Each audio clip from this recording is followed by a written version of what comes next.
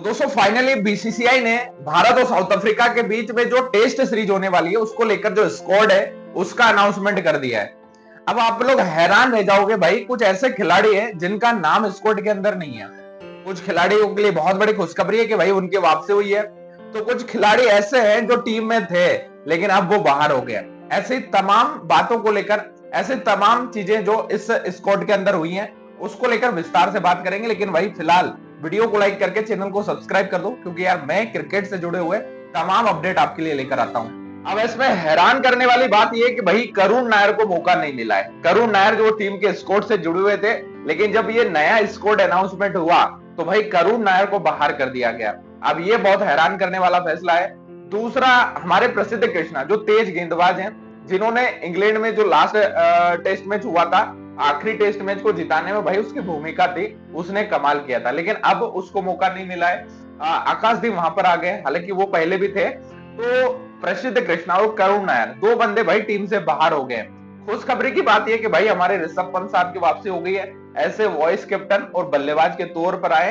तो ये खुशखबरी है, उनका तो आना ही था। अभी इंडिया ए में भी वो खेल रहे थे साउथ अफ्रीका के खिलाफ।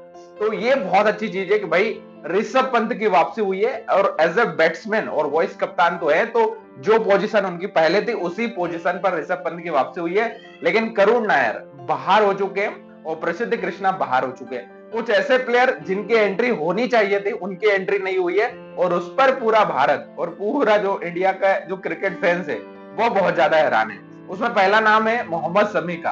अब देखो, मोहम्मद शमी ने अच्छा किया भाई। मोहम्मद शमी अभी पिछले 3 रणजी के अंदर 15 विकेट निकाल के लाए, और अब ऐसा लग रहा था कि भाई मोहम्मद शमी की वापसी टेस्ट क्रिकेट के अंदर हो जाएगी, क्योंकि 3 मैच में 15 विकेट कमाल थे। उसमें इस बंदे ने उत्तराखंड के सामने 7 विकेट लिए, 8 विकेट गुजरात के सामने लिए, है ना। तो लग रहा था कि नहीं यार, मौका शमी के लिए है। लेकिन अब ऐसा लगता है कि भाई बीसीसीआई ने उनके लिए परमानेंटली दरवाजे बंद कर दिए कि भाई अब मौका नहीं मिलेगा। अब जो हमारे सिलेक्टर साहब है, अजीत अग्रकर साहब है, जो अपनी मनमानी पे इस समय उतरे हुए हैं, उन्होंने ये कहा था कि भाई समय अगर फिट होंगे तो हम उनको ले लेंगे, फिटनेस अगर रही तो। क्योंकि पिछली बार फिटनेस नहीं थे, तो इसी वजह से बहाना बना दिया, बोले रणजी खेले और वहां से कमाल करके आए। अब फिट भी है, रणजी खेल भी लिए, 3 मैच में 15 विकेट भी ले लिए, लेकिन उसके बावजूद इसको मौका नहीं मिला है। तो ये हैरान करने वाली बात है। और अब मुझे ऐसा लगता है कि भाई रिटायरमेंट का रास्ता अब मोहम्मद शमी के लिए तय हो चुका है। नहीं लगता कि अब उस बंदे की वापसी होगी, और वही होगा जो हमेशा होता है, क्योंकि हमारे जो लेजेंड है, हमारे जो प्लेयर्स हैं भाई, उनको तो रिटायरमेंट मिलता ही नहीं है। आप सारी चीज जानते हो। मोहम्मद शमी भाई, जिस बंदे ने यार 2019 तो नहीं खेल पाया, 2015 वर्ल्ड कप में कमाल किया था, वहां पर आए थे। शायद ईशांत शर्मा चोटिल हो गए थे तब आए थे। उसके बाद कई ऐसे मौके, 23 में देख लो, 23 में इनको बीच में अचानक मौका मिला था और फिर कमाल के 15 विकेट निकाल के लेके गए थे।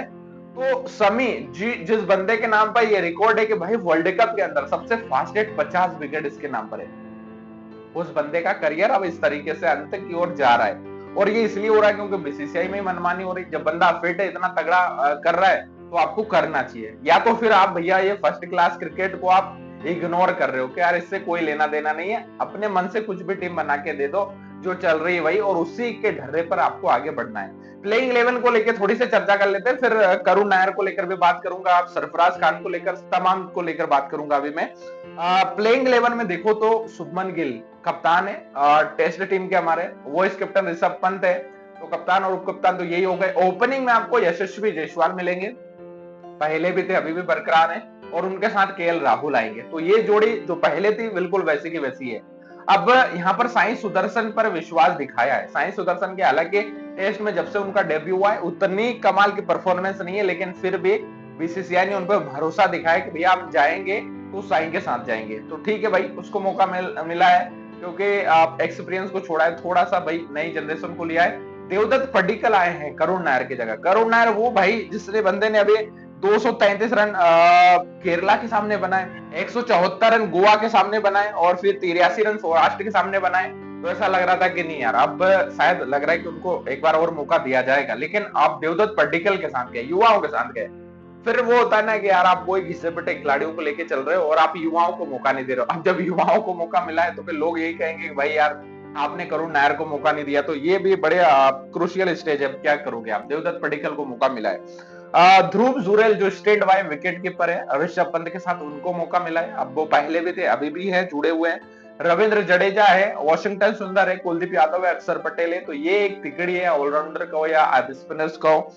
फास्ट बॉलर में आपके पास फिर मोहम्मद सिराज है, जसप्रीत बुमराह है और आकाशदीप है। आकाशदीप पहले भी अपना जलवा दिखा चुके हैं और फिलहाल उनको साउथ अफ्रीका के खिलाफ मौका मिला है। अब इस टीम में प्रसिद्ध कृष्णा जो पहले थे और करुण नायर जो पहले थे, इन दोनों को बाहर कर दिया गया। कुछ खिलाड़ी जिनको लेकर चर्चा है कि भाई उनको टीम में जगह नहीं मिली, जिसमें सरफराज खान है, उसको मौका नहीं मिला, उसको लेकर काफी ज्यादा भाई लोग चर्चा करते हैं कि यार उसको मिलना चाहिए मौका। मुझे तो नहीं लगता कि भाई ऐसी कोई परफॉर्मेंस सरफराज खान ने दी है कि उसको मौका मिले, बट ठीक है, लोग आवाज उठा रहे हैं बस, तो अभी क्या ही कर सकते हो आप, ठीक है। उसके बाद अगर आप देखो तो रजत पाटीदार, जिस बंदे ने कमाल किया है, अच्छा खेल रहा है, बढ़िया खेल रहा है, बट रजत पाटीदार को मौका नहीं मिला। पिछले 2 साल में अगर आप देखो तो उसका रिकॉर्ड बहुत अच्छा है।